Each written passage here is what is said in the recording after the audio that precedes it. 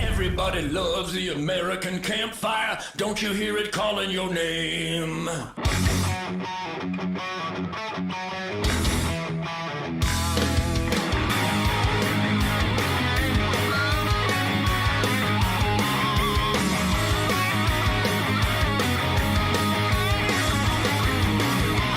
Everybody loves the American campfire. All right, all right, all right, all right. How we manage the projectiles in our life, the mystical flight of the arrow, the bullet, the load of shotgun pellets, that determines the path of life that we choose. Aim small, miss small.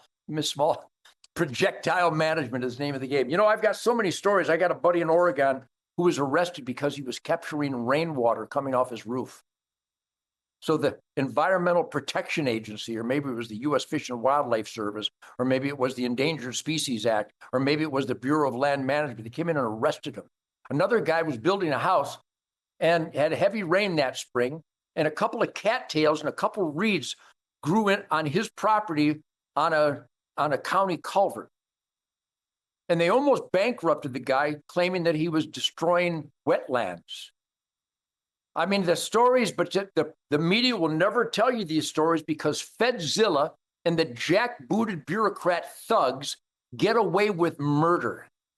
And I got a good buddy who was a real environmentalist. All my duck hunting buddies, all my deer hunting buddies, all my turkey hunting buddies, all my fishing buddies and trapping buddies. We make the environment better by balancing the herds every year.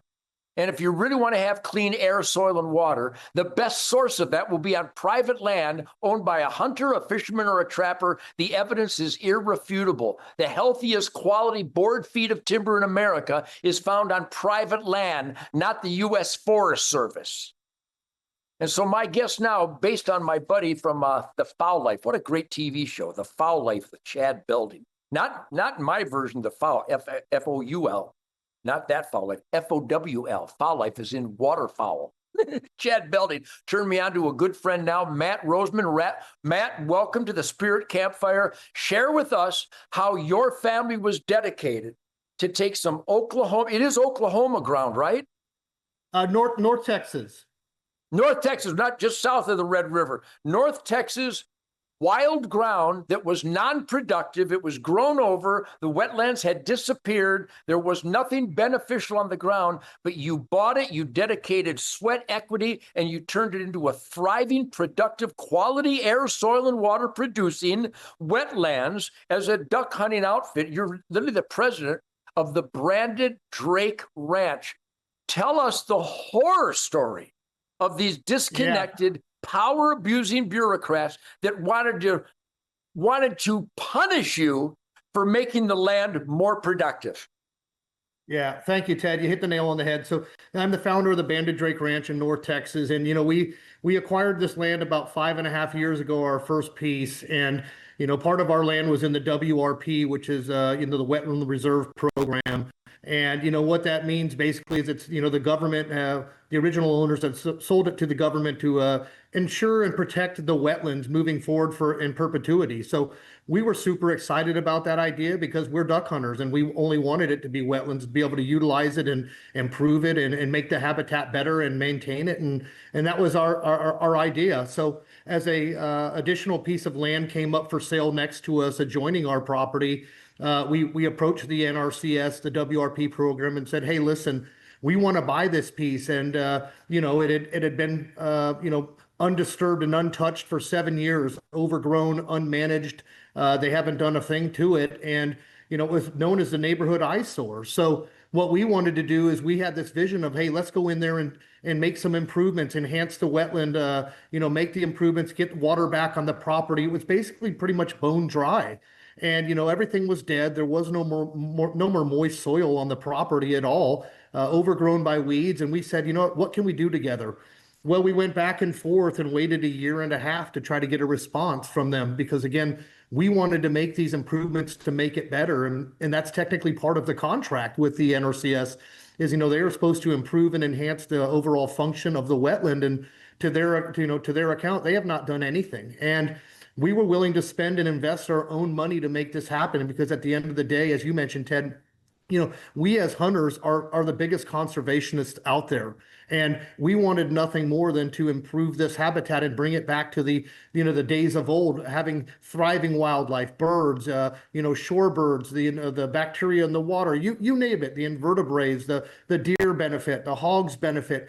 You name it, any type of songbird or any wildlife is going to benefit from the improvements we made. And, we are just getting met with the bureaucratic BS. They after about a year and a half, we eventually of getting no response and getting told, oh yeah, we're working on it. We eventually just went ahead and did the improvements, and the benefit of the improvements that we made is the wildlife there is thriving.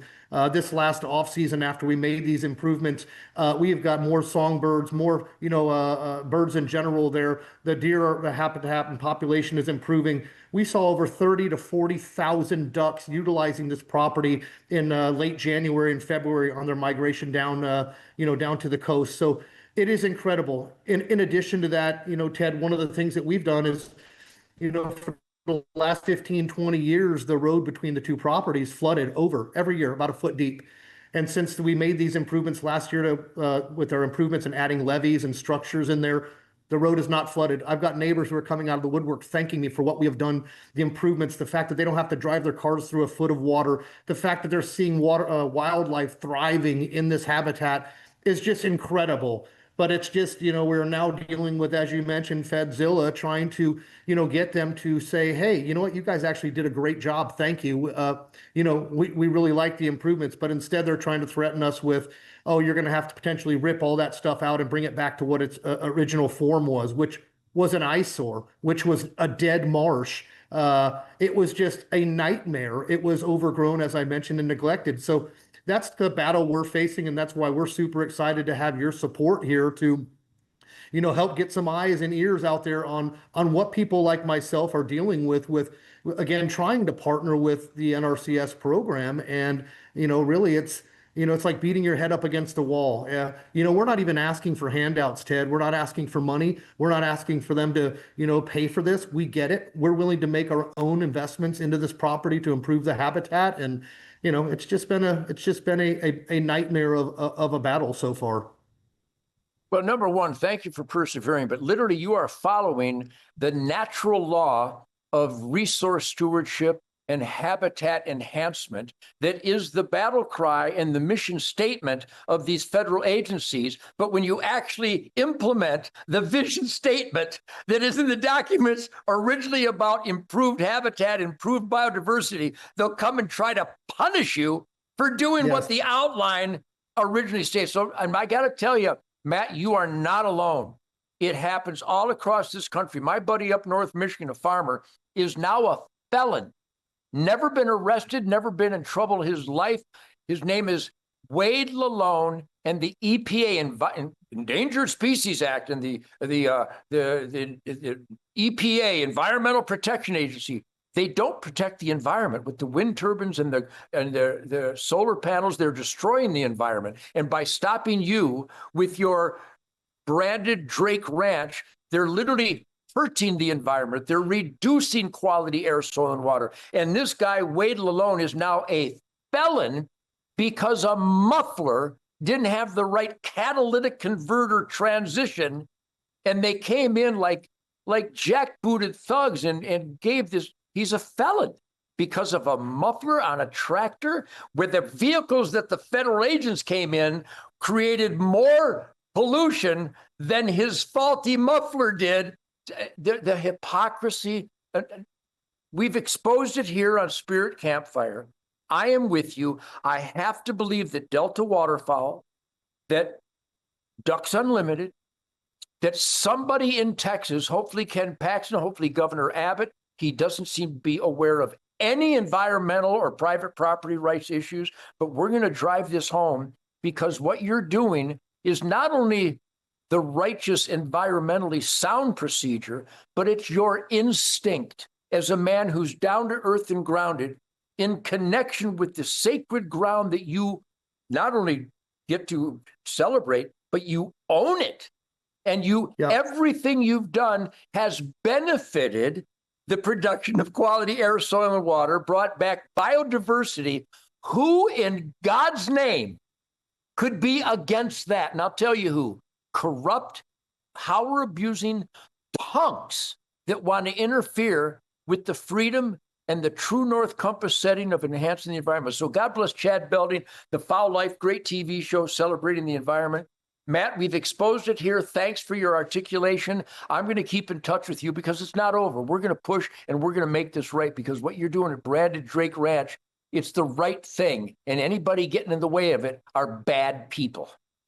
Well, thank you, Ted. We look forward to having you out here hopefully this fall so you can see firsthand, what we've done and the improvements we made to the habitat out here. And, we couldn't be more excited. So again, thank you for your support, and we appreciate everything you're doing to get eyes and ears on the situation that we're dealing with.